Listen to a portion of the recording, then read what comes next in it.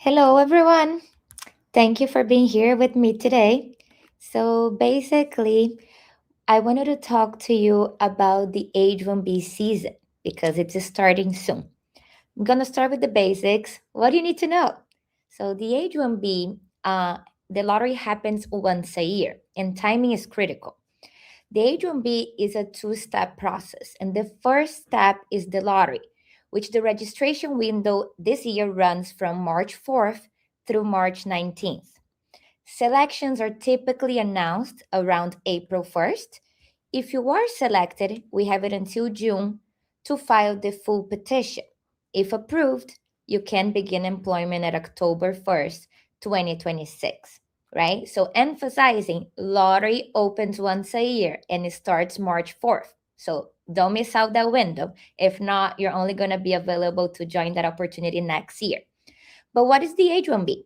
The H-1B is a non-immigrant work visa for specialty occupations.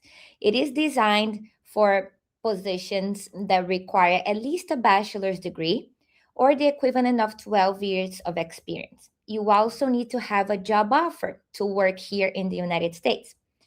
The H-1B visa is valid for 6 years, so you can request an initial 3 years and an extension of three more. And you can always recapture any days that you spend outside of the US. The H-1B is a beautiful visa because it's one of the few that allows dual intent. What does dual intent means? It means that you can work temporarily in the United States and you can still pursue a permanent residency, a green card route without jeopardizing your H-1B status. It's a good visa and protects you a lot if later your intent is to become a resident here. Another benefit of the H-1B is that you are allowed to have dependents and they can benefit holding H-4 visas. So your children can go to school. However, spouses cannot work, but they are allowed to be here in the US with you while you pursue your temporary employment. Okay. I want to go back a little bit into the two-step process of the H-1B and talk a little bit more about the lottery this year because there's a lot of changes into the process. Okay, so the program got some updates. Basically, we still have 85,000 spots on the lottery. 65 is a regular cap, and 20,000 is reserved for U.S. master's degrees holders, which means if you do have a U.S. master, you still have higher chances of being selected. So take on that opportunity. So you pass twice at the lottery under the master's cap and under the regular cap. Another thing that changed this year is that it's not only data analysis that will base the selection process. This year, the lottery became a salary based selection. So, a salary based selection is that the lottery now weights wage levels. Okay. So, the higher the wage level, you may improve your selection odds. And I have been seeing a lot of clients being discouraged because they think, oh, but I don't have that of a high salary to be selected. So, I'm not even going to pursue that opportunity. That's wrong.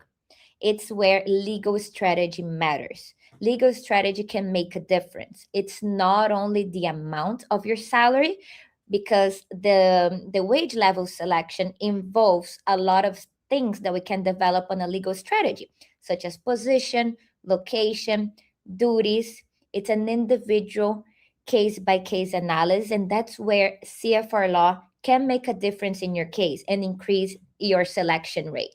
Okay. Great. So another thing I've been hearing a lot is that no, I'm not gonna do that because that visa is the $100,000 visa. So my employer will never pay that. So I'm not even gonna join the lottery.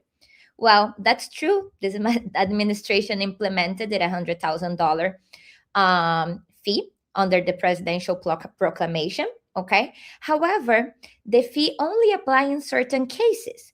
So, for example, if you're here in the United States under an F1 visa and you're pursuing a change of status, that fee is not applied to you. So that's a huge benefit for you to take advantage on. There's also certain exemptions, a national interest exemption, that we can request them to analyze their case. Of course, it's under the discretion of the government, but we can try. Also, that fee is only paid after the lottery. So if you're not selected, right, that's not even an option for you. So that's why we incentivize people to joining the lottery, regardless of that. And then later, if you are selected, we can decide on what to do. Okay. So again, it does not apply for change of status. If you're here in the United States with any non-immigrant visa and you want to do a change of status, you're exempt from that visa. Now, you have to continue here under that change of status until the proclamation is lifted. Because if you travel and you want to obtain that visa stamp, you're going to trigger the 100,000 fee at the consulate. But we can keep monitoring as proclamations are temporary. Perfect. So, what I want to talk about too is that given all those changes on the $100,000 fee and the wage selection process, we are expecting fewer applicants, which means lower competition, which can increase selection probability. Okay. Another point that I want to touch on, because a lot of your clients were here on TPS, right? And that program ended. And right now they have a pending change of status given the ban on adjudication, right? For certain countries, including Venezuela. So let's say you did your change of status for an F1 and you are waiting on adjudication and we have a ban. We incentivize you joining the lottery if you have an employer, okay? Because the lottery only opens once a year for 2 weeks. And let's say your change of status that's pending gets approved soon, you can benefit from changing your status to a work visa. So you can work here starting October 1st. It's better to apply and have the option of pursuing that than miss out the opportunity entirely. Okay. So I just want to touch on a few key takeaways from today, which is very important. So registration runs from March 4th to the 19th. So if you are interested in pursuing, contact us so we can develop the strategy and be ready for those 2 weeks this year. Okay. Selection results around April 1st, we will know. Petition filing deadline, June 2026. Start date of the H-1B, October 1st, 2026. Still 85,000 total spots, 20,000 spots saved for master caps. Salary level matters, but it's a strategy, not amount. So strategic planning is very critical. So if you are considering H-1B for 2026, now is the time to act. Waiting until last minute limits the options. H-1B today is not just luck. It's preparation, it's positioning. So don't miss the opportunity and contact us. Schedule a consult now before the lottery starts.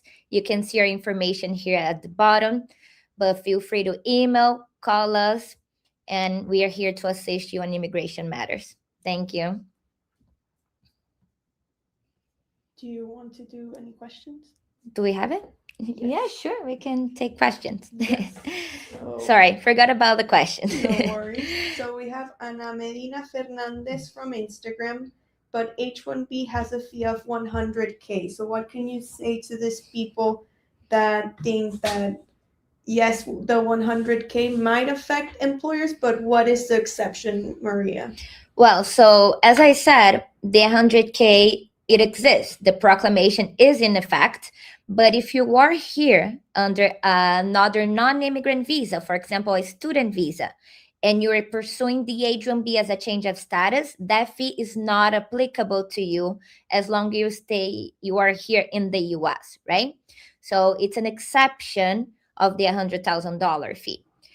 We can also explore national interest exemptions. We can contact them, explain the nature of your work and why you merit the national interest exemption.